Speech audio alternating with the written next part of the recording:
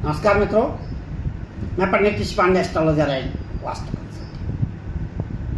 प्रश्न है, गेहूं का आटा या चावल में से कौन सी चीज़ अच्छी है, कौन सी चीज़ बुरी है? देखिए, वैसे देखा जाए दोनों चीज़ें अच्छी हैं। जिसको चावल अच्छा लगता है, बहुत से लोग को चावल अच्छा लगता है, लेकिन कुछ डॉक्टर्स बताते हैं चावल से आपकी डायबिटीज बढ़ जाएगी, इसको मत खाइए, चावल भारी होता है, बादी होता है। ऐसा कहीं कुछ नहीं है। आपने ख्याल किया होगा, आदमी का पेट खराब हो जाता है, लूज मोशन हो जाते हैं, इससे कहा जाता है आप पतली खिचड़ी खाइए, उसमें मूंग की दाल मिक्स कर दीजिए।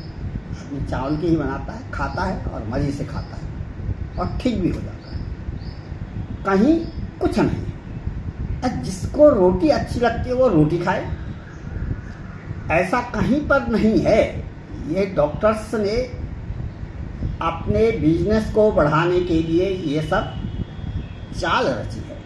मैंने कहा ना, जैसे भूमाफिया है, शिक्षा माफिया है, इसी प्रकार दवा माफिया भी। इन्होंने डॉक्टरों के कानों को भर करके एमआरएस को डॉक्टरों के पास भेज करके सबको अंधविश्वास में रख दिया है। ये कहीं नहीं लिखा है, किसी साइंस की बुक्स में नहीं लिखा है कि चावल खराब होता है, या किसी साइंस की बुक्स में यह नहीं लिखा है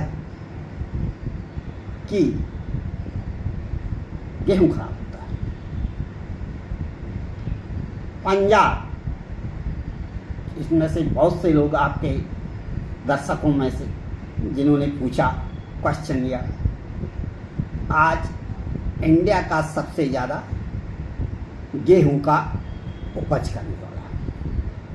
वहाँ तो ज़्यादातर लोग गेहूं ही खाते हैं। मुझे जाने का अवसर मिलता है, एक वास्तुशास्त्री होने के नाते मैं देखता हूँ ज़्यादातर अधिकांश लोग अपने गेहूं की रोटी, पराठे वगैरह खाते हैं और अंत में छोटी मात्रा में, बहुत कम मात्रा में चावल ले लिया करते। इधर मुझे बिहार में जाने का काफ़ी मौका मिला। बिहार वाले लोग ज़्यादातर चावल खाते हैं। बंगाल में ज़्यादातर लोग चावल और मछली खा लिया करते। कहीं किसी को कोई डायबिटीज नहीं, कोई पेट संबंधित रोग नहीं, कुछ नहीं होता। आज भी यदि आपको लूज मोशन हो जाते हैं, पेट संबंधित कोई दिक्कत है, तो डॉक्टर भी आपको यही सलाह देते हैं कि आप हल्की पतली मूंग डाल करके चावल की खिचड़ी बनाइए, उसको खाइए, और खाता है आदमी ठीक भी हो जाता है। इसलिए अपने आप में चावल अच्छा भोजन है।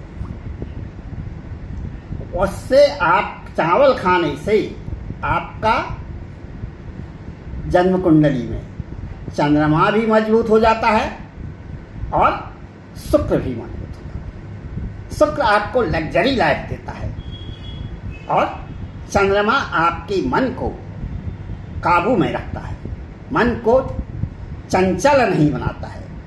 स्टूडेंट्स से मैं ज़्यादा यही कहूँगा कि चावल का सेवन ज़्यादा से ज़्यादा करें। हल्का होता है, सुपाच्य होता है, और जो है आपकी मेमोरी को भी यह शार्प बनाता है। देखिए, गेहूं के आटे को खाने में, रोटी को खाने में, आपको पचाने में बहुत समय लगता है, 8 से 12 घंटे लग जाता है, जबकि चावल को पचाने में मात्र 5 घंटे का समय। 5 घंटे के बाद आपको फिर से भूख लगने लग जाती है और सुपाच्य भोजन है, हल्का और सुपाच्य। इसलिए चावल का सेवन स्टूडेंट्स को ज़्यादा से ज़्यादा करना चाहिए। मीठी चीज़ कम से कम खाएं। मीठी चीज़ में जो है आपकी किडनी प्रभावित हो सकती है। किडनी में ज़्यादा बोझ पड़ता है। चिकनी चीज़ें न खाएं, मसालेदार चीज़ें न खाएं।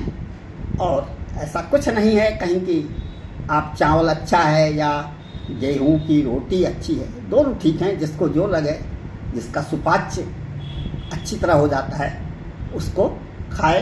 कहीं ये खाली मन का भ्रम है, डॉक्टरों ने डरा रखा है।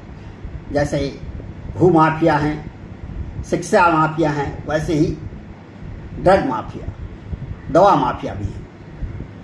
उन माफियाओं ने डॉक्टरों के कानों में भर भर करके एमआर को उनके पास भेज करके यह कंफ्यूज किया है कि चावल न खाएं, चावल खाने से डायबिटीज हो जाती है। ऐसा कहीं कुछ नहीं है।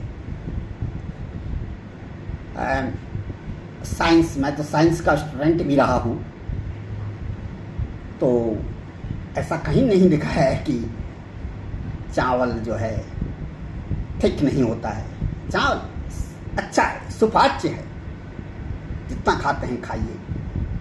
बिल्कुल, चावल से सारे फायदे हैं, कोई भी रोग नहीं है। जय माँ वारा।